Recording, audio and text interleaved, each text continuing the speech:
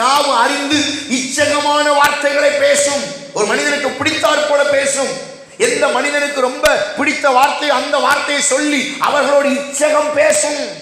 நாவு அவ்வளவு விவரம் உள்ளது. ரொம்ப ஞானமா இருக்கணும். நாவு ரொம்ப ஷார்ப்பானது. அப்ப நாக்கு ரொம்ப பத்திரப்படுத்தி வைக்கணும்.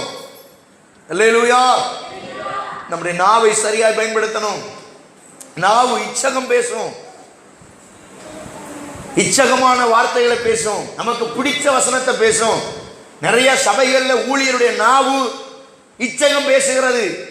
இன்னைக்கு பெரிய குளத்தில் எடுத்துக்கிட்டா நிறைய சபைகள்ல இருக்கிற ஊழியர்கள் இச்சகமான வார்த்தைகளை பேசுறாங்க. கடிந்து கொள்ளுதல் இல்லை, எச்சரிப்பின் செய்தி இல்லை.